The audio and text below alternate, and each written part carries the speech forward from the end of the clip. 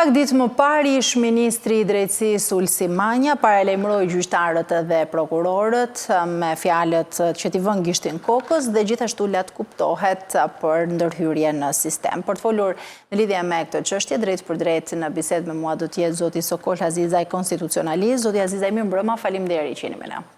Mirëmbrëma juve, faleminderit juve. Zoti Azizaj, fillimisht ju mendoni se ka nevojë për ndërhyrje në sistemin e drejtësisë? Po, ashtu si dhe jeta në përgjithësi sjellë risi të reja në sjelljen e dyanshme edhe të qytetarit në evolucionin e saj, po edhe të ligjit në evolucionin e tij. Dhe reforma e drejtësisë formatuar në vitin 2016, padyshim që ka nevojë për përmirësime, ka nevojë për ndryshime, ka nevojë për një cilësi tjetër, sepse në fundit gjërat që nuk funksionojnë si në proces, si në anën procedurale dhe në ato materiale, duhen përmirësuar domosdoshmërisht dhe kjo është një kërkesë paranormale që vjen nga kushdo qoftë në pozicionin e tij institucional, ligjor dhe më tej. Në fundit ajo reformë ka treguar përveç se përmirësimeve në kuptimin e kuorumit të gjyqtarëve, ka treguar që ka patur dobësi në zgjidhjen e problemeve, në kohën e zgjidhjes problemeve, njëkohësisht edhe në cilësinë e zgjidhjes së shqetësimeve të qytetarit, qoftë të kuptimin penal, por edhe në atë kuptimin civil, procedural, penal dhe atë civil. Kështu që në këto kushte, çdo kërkesë për ta përmirësuar atë duket e lishme dhe normale. Ndërkohë, zoti Azizaj, nevoja për ndërhyrje mendoni se buron nga fakti se reforma e vitit 2016, ajo që u bë për herë të fundit, u bë keq, apo të kemi të bëjmë edhe ndoshta me një shqetësim politik për atë se çfarë po ndodh së fundmi?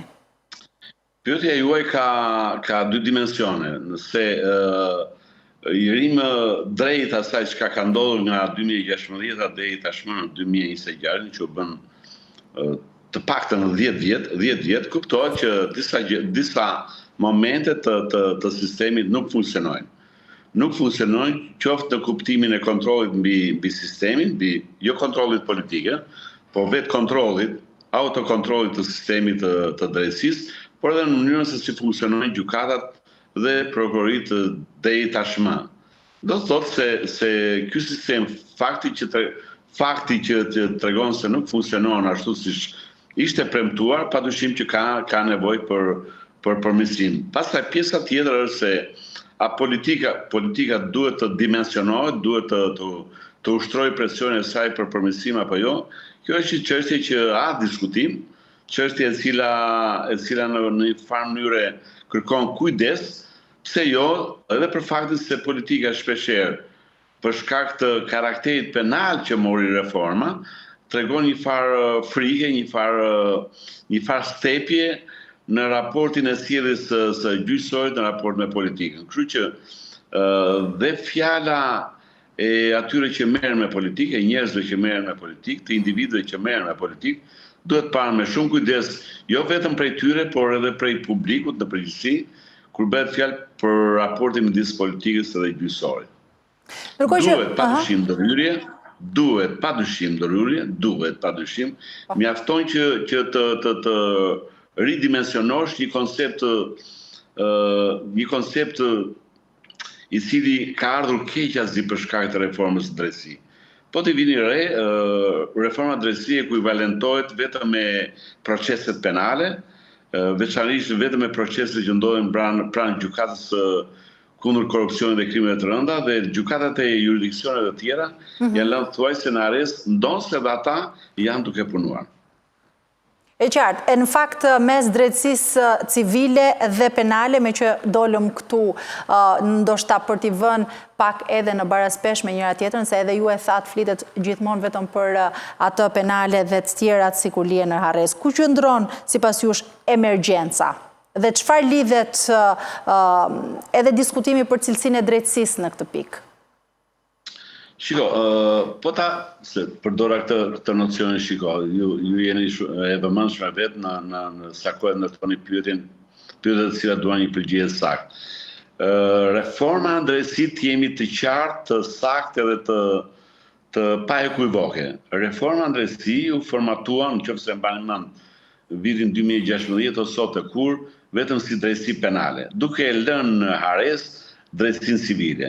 Por çfarë u konstatua gjatë këtyre 10 viteve? U konstatua që të gjithë qytetarë shqiptar, të cilët për probleme të karakterit kontratual, për probleme të karakterit, shqetësime të karakterit familjar, shqetësime të karakterit civil, shqetësime të karakterit pronësor, sot dhe kësaj dite kanë më shumë se 10 vjetë, të cilat nuk kanë gjetur zgjidhje. Ndonse backlogu i paraqitur tashmë si nocion i ri prej sistemit të drejtësisë, sipas tyre ka filluar të lirohet, të vinë në nivelet normale. Por është e pafalshme që më shumë se sa 6.000 sa dosje janë pa u shqyrtuar ende në procesin civil. Është e pafalshme që gjykata e apelit, një gjykata e apelit e jurisdiksionit përgjithshëm është maksimalisht e ngarkuar në kuptim të zgjidhjes të karakterit civil, është mbrapa këtyre që ndrojnë çështje pronësie, çështje familjare dhe çështje tjera që janë të këtij karakteri.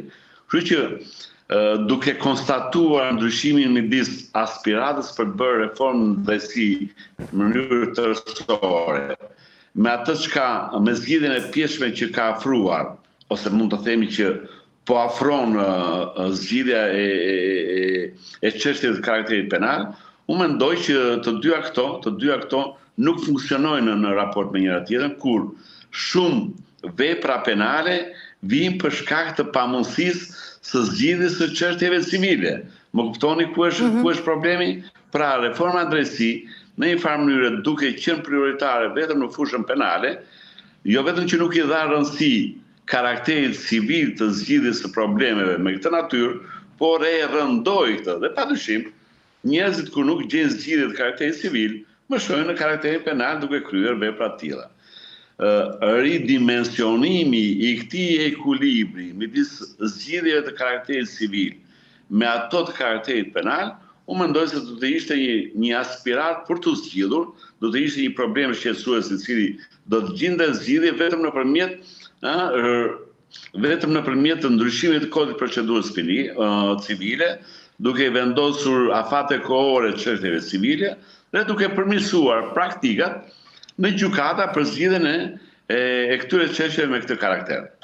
Zoti Azizaj, pse mendoni se nuk ka funksionuar, le të themi, kjo reformë në drejtësi? Edhe vetë njëri prej hartuesve të kësaj reforme, zoti Sokol Sadushi, në fund të vitit që lam pas, në një farë mënyre la të kuptoj që kjo reformë, pra ajo e 2016-ës, ka dështuar. Sipas jush, cilat janë shkaqet?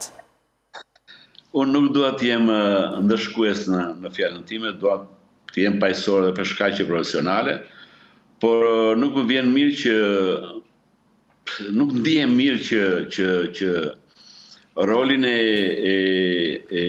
kritikës ndaj reformës së drejtësisë e luajnë individ, njerëz dhe potenciale juridike të cilat janë marrë me reformën e drejtësisë. Unë do të desha të theksoj atë çka unë ndjej. Që në vitin 2015-2016 unë dhe kolegë të mi kemi reflektuar në opinionet tona shumë opinione të cilat nuk funksionojnë dhe mënyra se si është ngritur komisioni dhe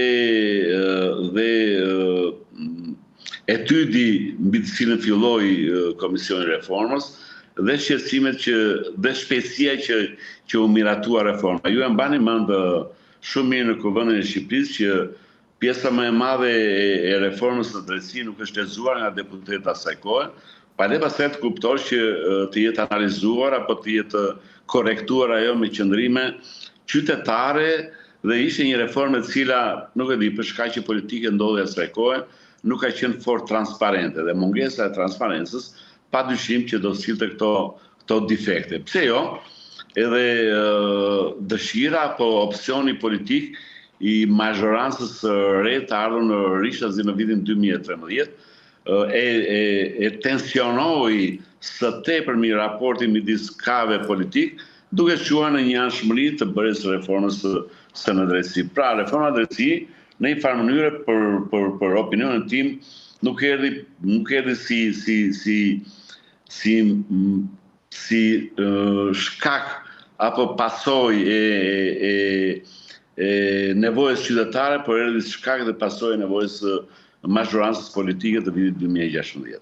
Zotja Asise, me terma konkret, ku duhet nisi një ndërhyrje në reformën e drejtësisë? Ju pak më lart në fakt bët edhe një lidhje, pra nuk funksionon tha çështjet civile, më pas shkojmë më tej duke rënduar çështjet penale, bët një lidhje mes tyre.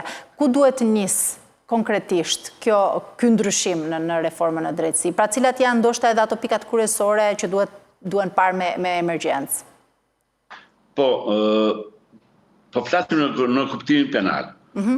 Shumë vepra penale sot e kanë kaluar mënyrën e kanë kaluar kohën për të quajtur tilla, sepse shoqëria shqiptare është zhvilluar.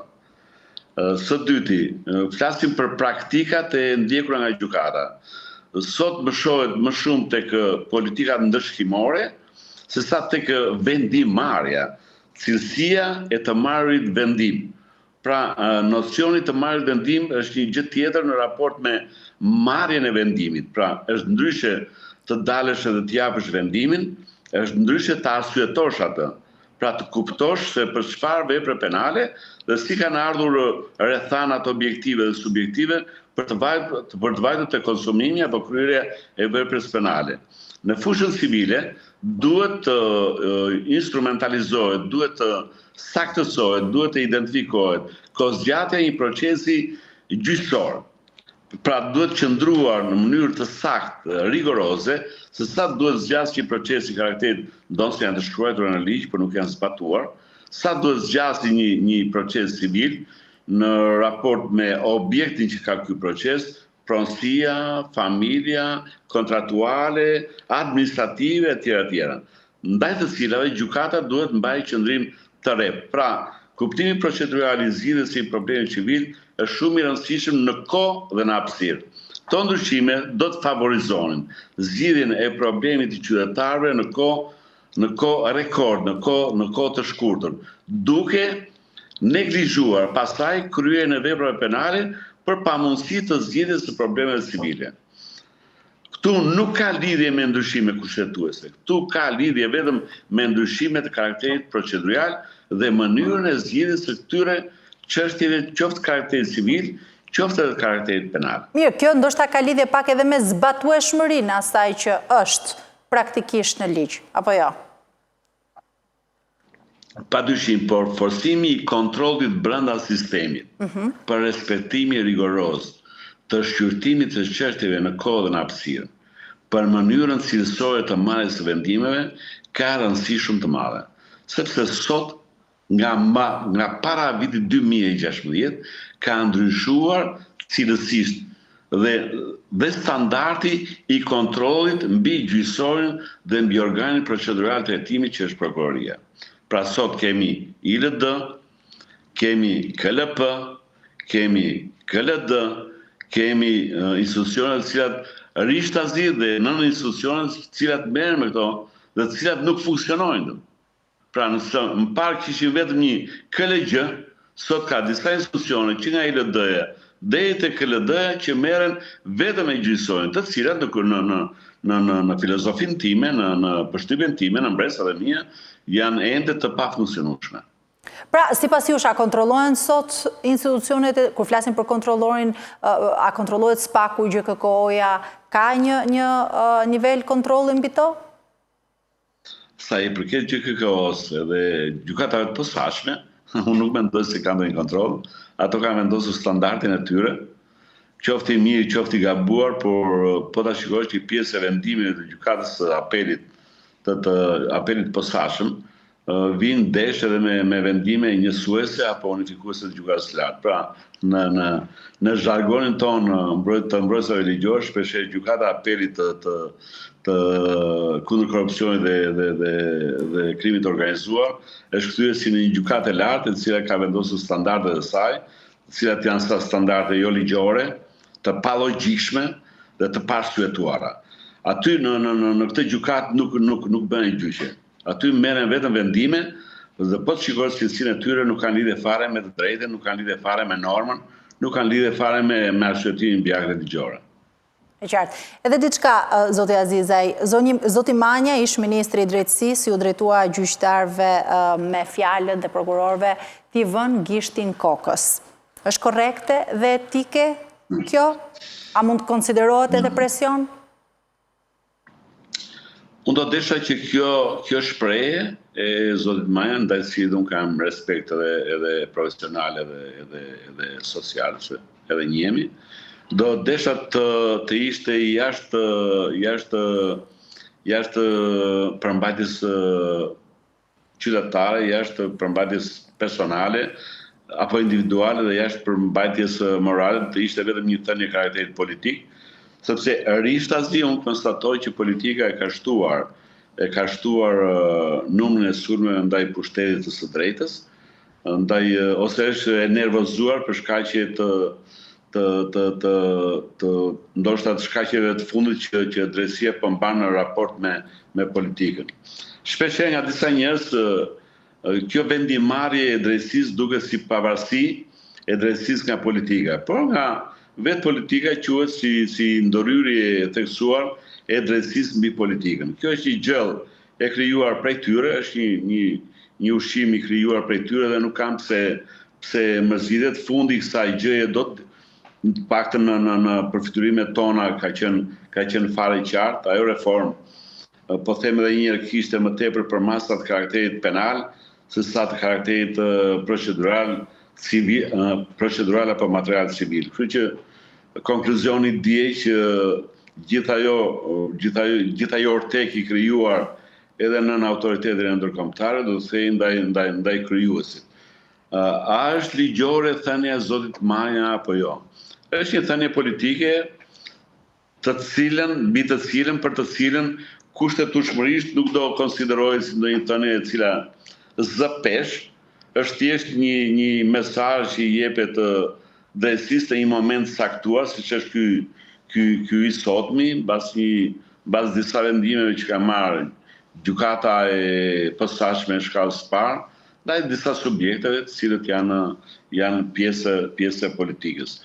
Por unë nuk mendoj që zoti Manja apo gjithkush tjetër do të ketë mundësi që të ketë të njëjtën fuqi apo të njëjtin potencë apo të njëjtën autoritet mbi drejtësinë mbas asaj çfarë ata gatuan në vitin 2016. Konkluzioni dje.